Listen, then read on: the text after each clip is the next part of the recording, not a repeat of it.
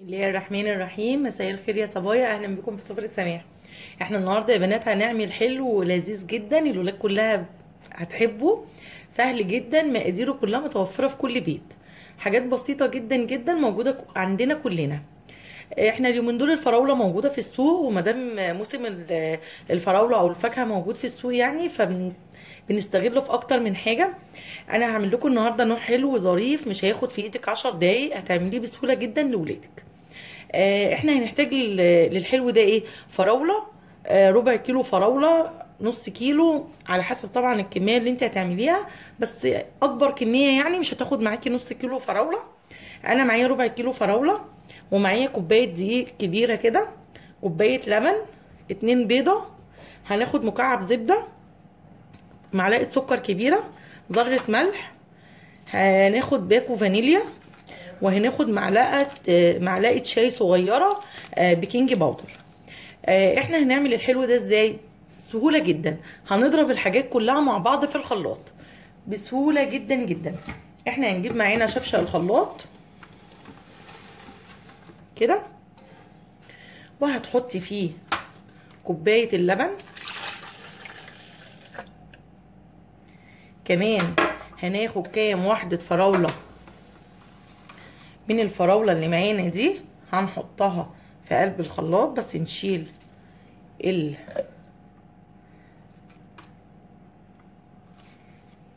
الفرع بتاعها ده. حلو سهل جدا، هتعمليه مش محتاج فرن، هيبقى شيك جدا لضيوفك.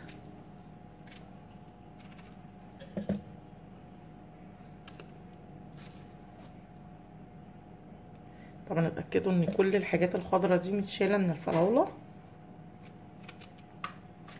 كده.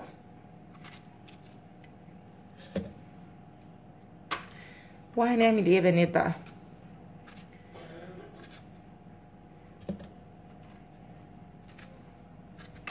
كده كفايه فراوله جوه الخليط، كفايه كده. هناخد مكعب زبده من الزبده اللي معانا ده، ممكن زيت لو مش حابه زبده، ممكن زيت بس الزبده تكون طريه. هناخد معلقه السكر، كمان رشه الملح، كل الحاجات اللي معانا هنضيفها. هناخد البيض، هنحط هنا 2 بيضة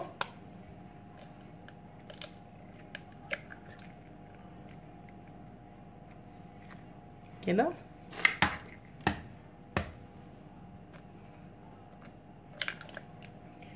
نحط الفانيليا طبعا عشان زفارة البيض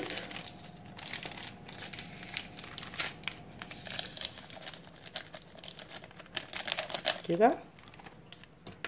نحط كمان الدقيق اللي معانا،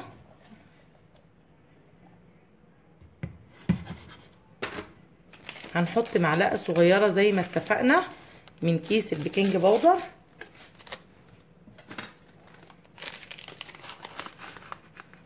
اهو. هنضرب كل الحاجات دي في الخلاط وهنشوف هنعمل فيها ايه اهو يا بنات. بعد ما ضربنا الخليط كله في الخلاط هيبقى ده قوامه، احنا عايزين القوام ده بالظبط كده. احنا بقى معانا طاسة على النار، هناخدها هناخد الخليط وهنروح بقى على البوتاجاز نشوف هنعمل في الخليط ده ايه اهو يا بنات. احنا معانا طاسة على النار سخنة، الطاسة لازم تكون ما بتلزقش. هندهنها كده مسحة زيت بس كده بسيطة،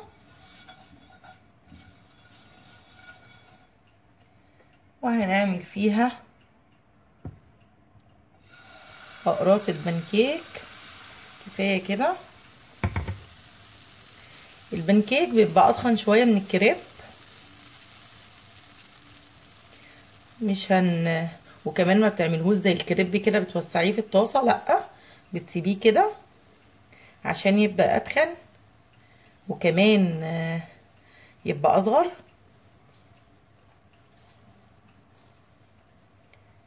كده.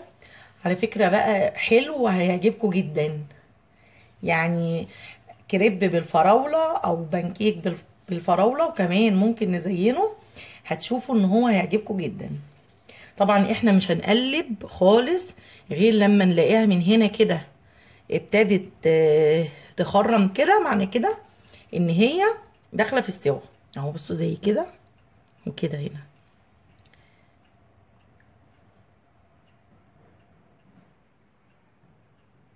مش هنقلب خالص دلوقتي غير لما نلاقيها ابتدت. بصوا هي بتبتدي تعمل فقاعات كده، عشان احنا لو قلبناها بسرعه هتعمل مننا اهو. شايفين؟ لما كلها بقى تعمل كده ونحس ان هي اتشمعت نبتدي نقلبها. ممكن تهدلها النار.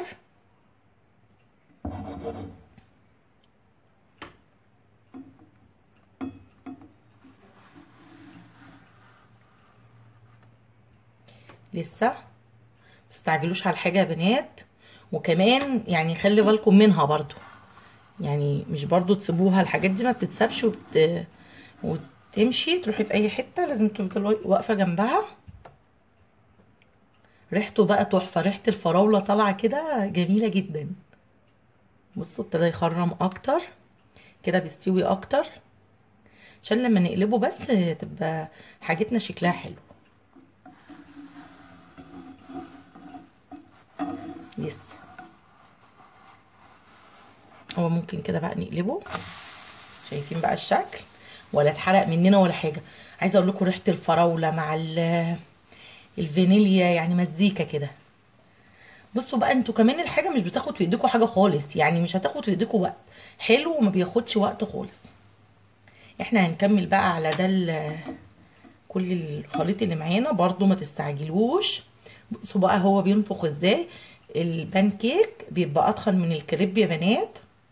وكمان معلقه البيكنج باودر اللي احنا بنحطها في البان كيك ما بنحطهاش في الكريب. احنا بس بنبقى عايزين البان كيك ينفخ شويه. بصوا تحفه. بس لسه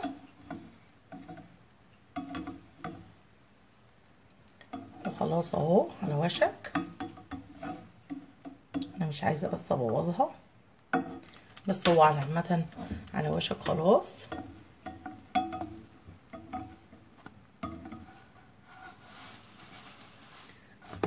اهو لسه. بصوا شفتوا لسه شويه. احنا عايزينها اللون برضو يبقى حلو كده زي الناحيه التانية. بس كده هنسيبها بقى، سيبها ياخد اللون براحتها. اهو يا بنات طلعناها. دهنا تاني طاسه مسحه زيت، هنحطها كده بس. مش عايزينه كبير قوي كده. وزي ما قلت لكم مش هنقفل عليها غير لما يطلع لها فقاقيع. بصوا هنبتدي كده، هنروح بقى نقلبها الناحيه التانية. اهو يا بنات الكريب بعد ما خلصناه، طبعا هو غامق كده علشان خاطر الفراوله اللي احنا ضربينها فيه، بس ريحته والله وطعمه تحفه تحفه بجد. احنا بقى معانا كام خيار كده للتقديم اللي يريحك خالص. انت هتجيبي طبق كده. بصوا ممكن تزينوه بالمربى، تحطوا مربى وفاكهه معاه برضو فريش، يعني زي كده مثلا واحده كده. وتاخدوا مربى، اي نوع مربى عندك، فراولة مشمش، فراولة مربى مشمش، مربى فراولة، مربى تين، دي مربى مشمش. ولو عندك بقى فراولة كمان بتبقى حلوة جدا. هي المشمش بتبقى يعني زي العسل، وممكن عسل نحل كمان كده.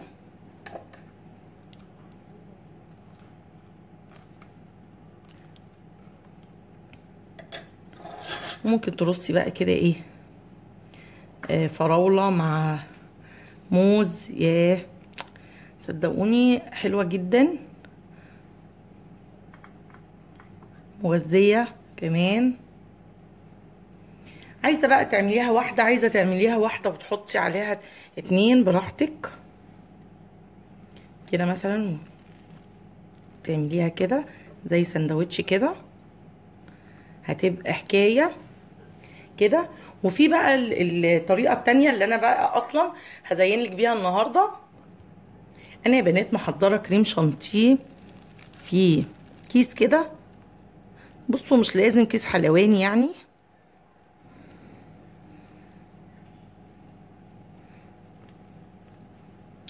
اعملوا كده، مش لازم كيس حلواني خالص. وكمان نحط كده فراولة.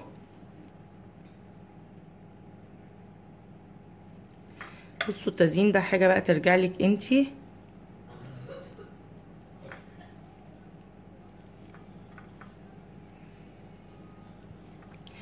وممكن من غير خالص، والله هي من غير حاجة خالص طعمها حلو جدا. نجيب واحدة كمان ونحطها كده. وبرده تعملي تورتايه بانكيك حلوة جدا كده، وهكذا لحد ادى طعم حلو.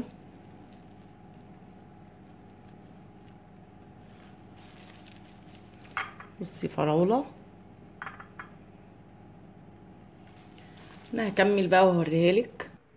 اهي يا بنات شكل تورتايه البانكيك بالفراوله والكريمه. بصوا بقى عملناها بطريقه حلوه جدا، ما كلفتناش حاجه. ده بالنسبه لو انت عندك ضيوف او حابه تعملي حاجه مختلفه. كمان ما تنسوش الحشوه اللي احنا عملناها في الاول خالص، اللي هي زي السندوتش العادي خالص بالمربى وبالفاكهه، فراوله وموز. وممكن من غير حاجه خالص، وممكن بمربى بس، وممكن بشوكولاته القابله للدهن، ممكن بحاجات كتير. البانكيك نفسه طعمه تحفه علشان معمول بالفراوله، هايل جدا. اهو يا بنات ده اللي احنا عملناه زي السندوتش، ودي التورتايه اللي احنا عملناها من البانكيك بالفراوله زي ما انتم شايفينها كده، حلوه جدا. هتسعدي ولادك بحاجات بسيطه جدا. يا رب وصفتي النهارده تكون سهله وبسيطه وعجبتكم. ولو عجبتكم يا ريت تعملوا لي لايك وشير واشتراك في القناه.